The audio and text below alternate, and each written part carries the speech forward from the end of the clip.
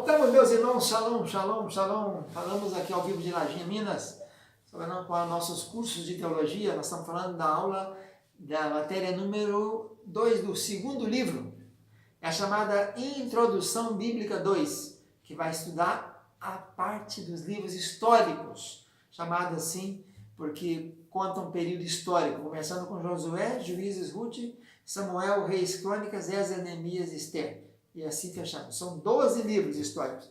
Falamos do Centro de Cultura Bíblica Bereshit de Lajinha, Minas, desde 92, ensinando teologia e aprendendo também aqui na nossa região. Nós estamos no curso básico de teologia, estamos estudando livro por livro dos livros históricos. Agora chegou a hora de estudar o livro de Juízes. Na aula passada estudamos o livro de Josué, mostrando como foi aquele período, mais ou menos 25 anos, que houve a conquista, a divisão e a colonização, né? Conquistaram, dividiram e depois viveram ali durante um tempo. Bom, Josué morreu com 110 anos, a geração que seguiu a ele ainda seguiu a direção divina, depois desviaram-se completamente até que Deus vai levantar Samuel lá na frente. O livro de Juízes, conforme eu falei na aula passada, repito, ele tem algumas coisas notáveis. Uma das primeiras coisas notáveis é que ele tem dois inícios, Juízes 1, capítulo 1, e Juízes 1, e Juízes capítulo 2, capítulo versículo 6. Parece que começa duas vezes, né? Contém a parábola mais antiga do mundo, que é a parábola de Jotão. Ele contém uma ordem mais notável hino guerreiro do mundo, no capítulo 5. E recorda a história da investidura da primeira mulher na magistratura da nação. Débora, a primeira mulher a governar, vamos dizer assim, foi juíza, né? Débora, mulher de Lapidote, filha que junto com Baraque atacaram Sísera e o rei Jabim. Então esses são os fatos notáveis do livro de Josué, de Juízes, né? Falando de Juízes agora. O tema do livro, o livro de Josué, enquanto Josué é vitória, Juízes é fracasso. Sobe e desce, né? O povo ficava com Deus, depois desviava, vinha a opressão. Aí ficava na mão de um rei 10 anos, 8 anos, 20 anos, 40 anos. Deus levantava o juiz e libertava o povo. Ficava ali 10, 20, 30, até 80 anos, ficaram livres. Depois caía novamente no pecado. Segundo a tradição judaica, esse livro de Juízes foi escrito por Samuel. Mais ou menos o período vai da morte de Josué até a investidura de Samuel, né? Esse período todinho aí. O conteúdo é o período depois de Josué, as apostasias, cativeiro e libertações de Israel, a anarquia, quando cada um fazia o que o nariz mandava. Depois vem o período depois de Josué, a vitória incompleta das tribos, ficaram muitos inimigos ali, né, no meio do povo.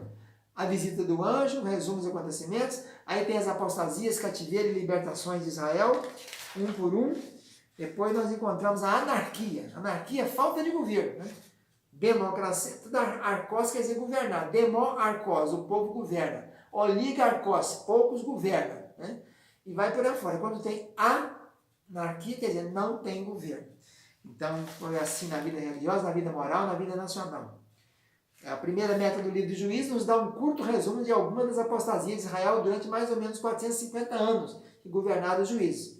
O capítulo 17 a 21 fornece uma descrição mais clara de um desses períodos.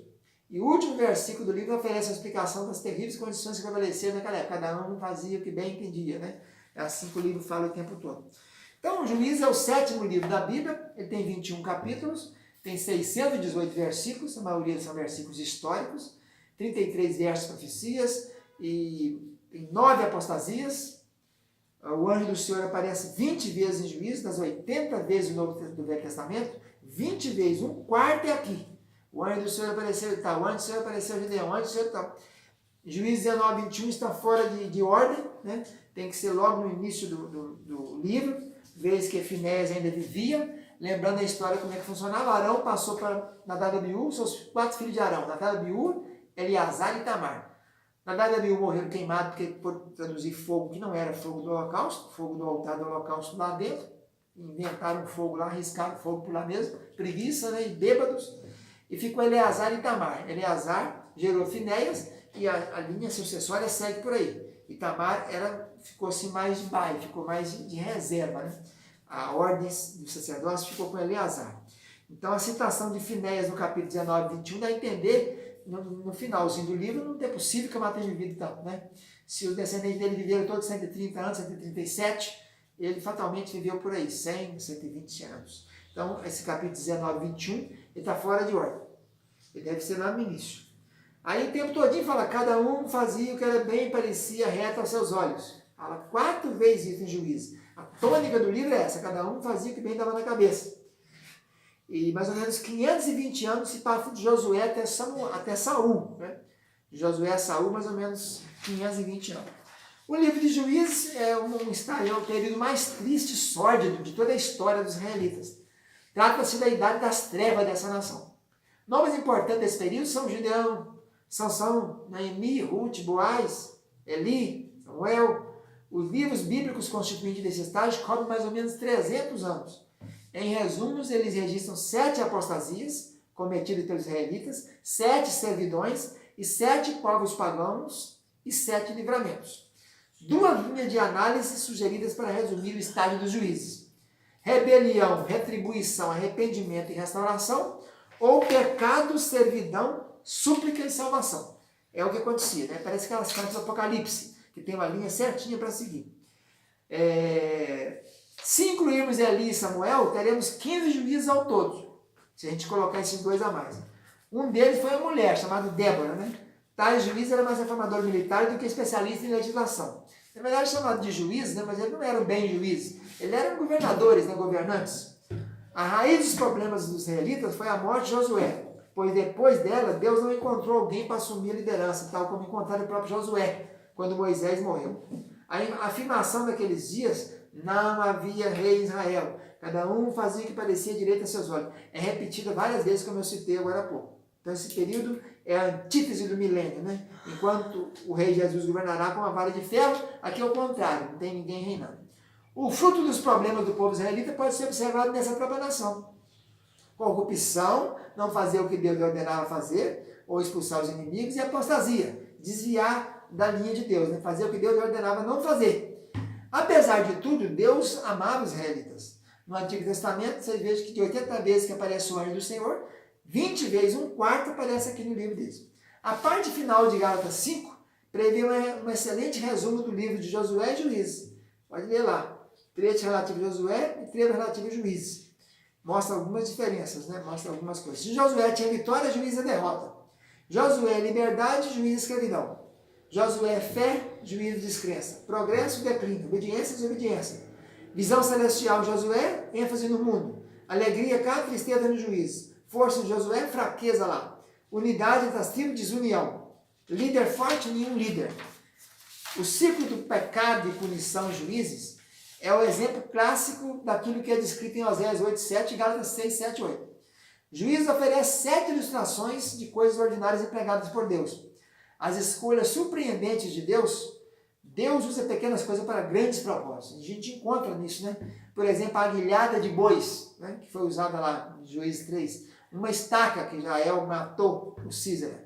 Buzina em Juízes 7, né? Para derrubar lá, tocar as buzinas para derrubar a cidade, né?